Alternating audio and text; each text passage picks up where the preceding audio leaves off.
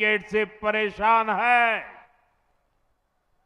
साथियों, आज कूच बिहार के किसानों के साथ भी बहुत बड़ा अन्याय हो रहा है।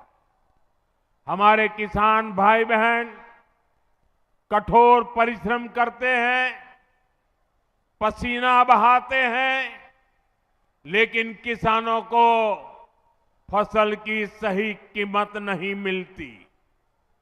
यहां पर कूच बिहार के आलू के किसान भी आए हैं।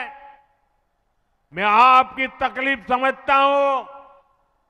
आप मेहनत करके यहां आलू का रिकॉर्ड उत्पादन करते हैं, लेकिन जब फसल बेचने का समय आता है तो उसे औने पौने दामों पर बेचना पड़ता है,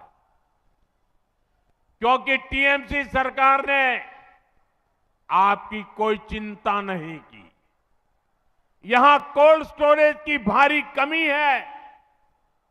आलू चिप्स बनाने जैसा कोई उद्योग नहीं जो बड़ी मात्रा में आलू खरीद ले, इसलिए फसल सड़ने लगती है, किसानों को नुकसान होता है।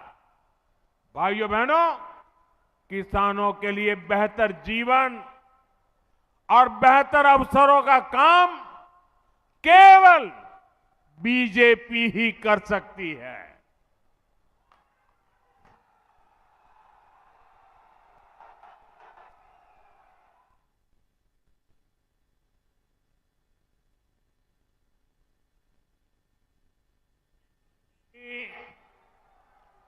ढाई लाख किसानों को हमारी सरकार ने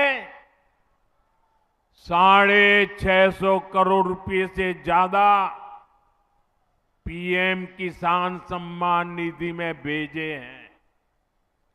4 मई के बाद आपके आशीर्वाद से डबल इंजन की सरकार बनेगी। कूच बिहार और उत्तर बंगाल के साथ हो रहे अन्याय का अंत होगा। ये मोदी की गारंटी है।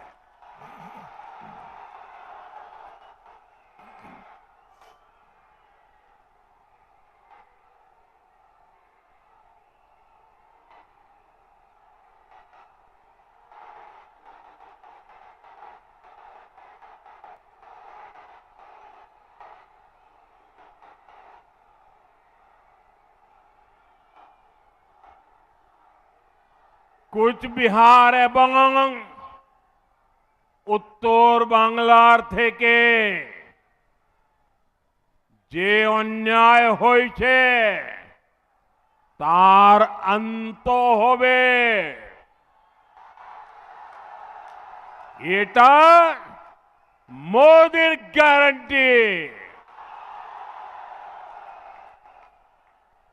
साथियों, तृणमूल शासन के 15 वर्षों में बंगाल के सीमावर्ती इलाकों में डेमोग्राफी में खतरनाक बदलाव आया है।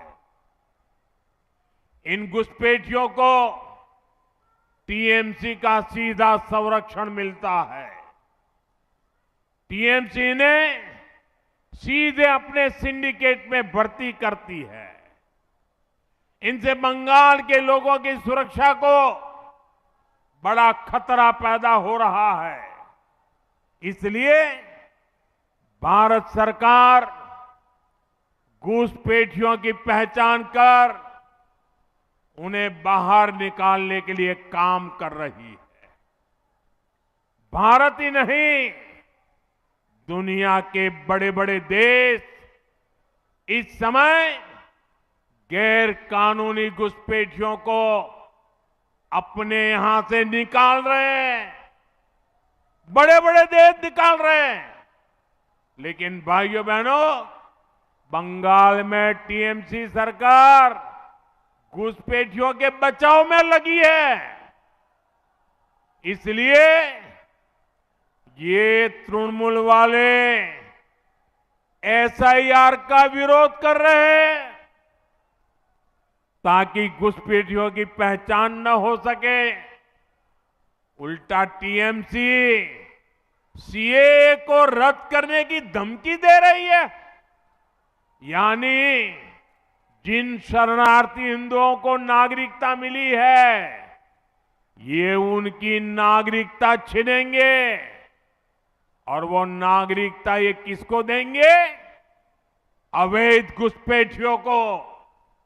क्योंकि इन घुसपैठियों को टीएमसी अपना वोट बैंक मानती है। भाइयों बहनों, तुष्टीकरण के इस खेल में बंगाल की महान पहचान को बदला जा रहा है। आपने देखा होगा, अभी टीएमसी ने अपना घोषणा पत्र जारी किया, लेकिन उसका नाम उन्होंने बांग्ला भाषा में नहीं रखा, बल्कि उसे इश्तेहार कहा जा रहा है। आप सोचिए, ये कैसे बंगाल की पहचान को बदल रहे हैं। आप जानते हैं ना, इश्तेहार का इस्तेमाल बंगाल में किस लिए हुआ था? 1905 में मजहबी ताकतों ने बंगाल में लाल इश्तेहार जारी किया था। उसके बाद हिंदुओं का नरसंहार किया गया था। टीएमसी हमें उसी की याद दिलाना चाहती है।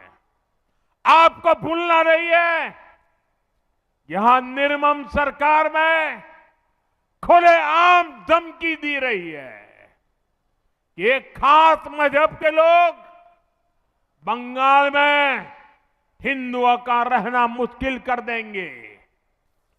तुष्टीकरण का ऐसा घिनौना खेल बंगाल के सम्मान और बंगाल की संस्कृति को मिटाने का ऐसा षड्यंत्र, लेकिन अब बहुत हो गया।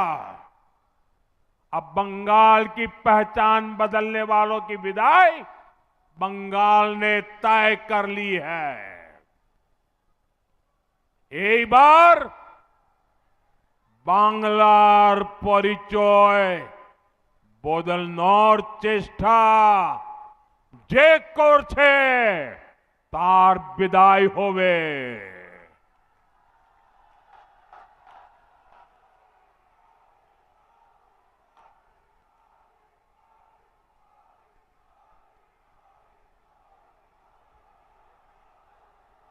भाई और बहनों, इस बार का चुनाव आपके बच्चों का भविष्य तय करने वाला है।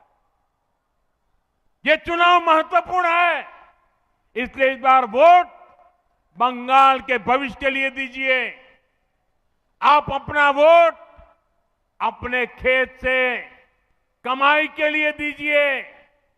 आप अपना वोट अपने घर की सुरक्षा के लिए दीजिए। इस बार वोट अपने अधिकार के लिए दीजिए।